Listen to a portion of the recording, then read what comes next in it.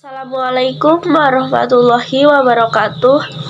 Perkenalkan, nama saya Ani Muslimah, NIM 215211056, kelas MBS 2B. Di sini saya akan menjabarkan tentang pembahasan ulumul Quran yang berhubungan dengan Al-Quran dari segi turunnya, pengumpulannya, penulisannya, membacanya, tafsirnya, ijaznya, nasi mansu, dan aspek lainnya. Secara umum, ulumul Al-Quran merupakan ilmu yang mempelajari semua aspek yang membahas mengenai Al-Quran dari segi penyusunannya, pengumpulannya, maupun dari segi turunnya, dan beberapa aspek lainnya.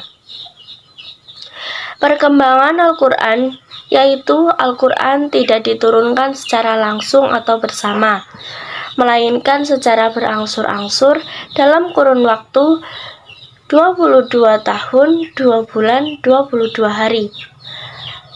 Pada fase perkembangan ilmu Al-Quran masa Rasulullah, yaitu masih dilakukan penafsiran secara langsung dengan disampaikan kepada para sahabat, yang kemudian para sahabat menghafalkannya serta mempelajari lebih lanjut mengenai hukumnya.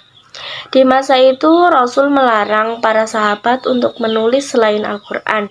Hal ini disebabkan karena untuk menjaga kemurnian Al-Quran.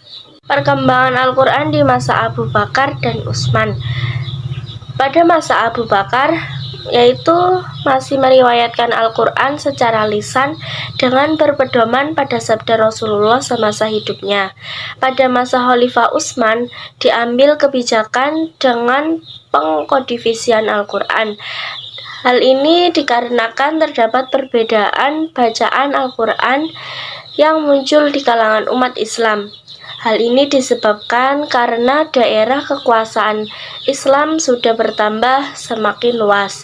Kemudian upaya Khalifah Utsman untuk menangani hal tersebut yaitu dengan cara pembuatan mushaf. Mushaf tersebut biasa kita kenal dengan mushaf Utsmani.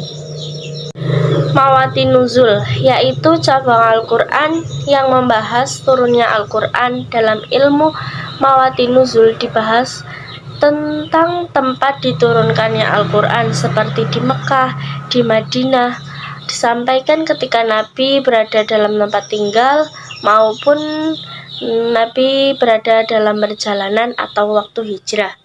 Asbabun Nuzul, yaitu berarti turunnya Al-Quran. Turunnya Al-Quran bertujuan untuk memperbaiki akidah, ibadah, akhlak manusia yang menyimpang dari kebenaran. Adapun macam-macam asbabun nuzul. Yang pertama, adanya beberapa sebab yang melatar belakangi turunnya ayat. Yang kedua, suatu sebab yang melatar belakangi turunnya ayat. Berikutnya ada ilmu tawarikh.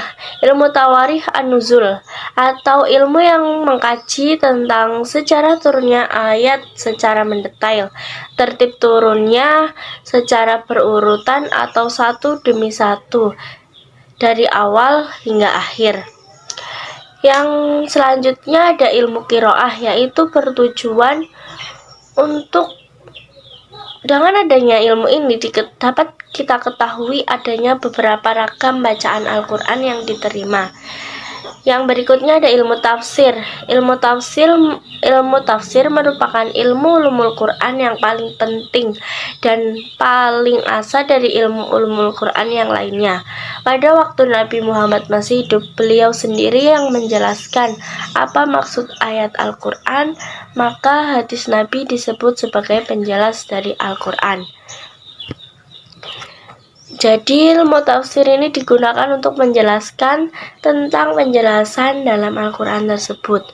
Yang selanjutnya ada ilmu ijaz Al-Quran, merupakan ilmu yang bertujuan agar seseorang dapat menerangkan kekuatan susunan lafaz sehingga dipandang sebagai mukjizat, karena dapat melemahkan pakar bahasa Arab pada waktu itu.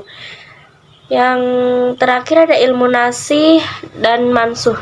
Ilmu nasih sendiri merupakan penghapusan atau penggantian oleh Allah Subhanahu wa taala terhadap salah satu hukum syara dengan dalil yang terbaru. Sedangkan ilmu mansuh berarti dalil yang diganti atau yang dihapus atau lafadz yang dihapuskan. Dengan ilmu ini dapat diketahui mana ayat yang diganti dan mana ayat yang menggantinya. Dengan adanya ilmu ini, seseorang dapat mengetahui hukum yang sebenarnya. Sekian dari saya, kurang lebihnya mohon maaf. Wabillahi taufik wal hidayah. Wassalamualaikum warahmatullahi wabarakatuh.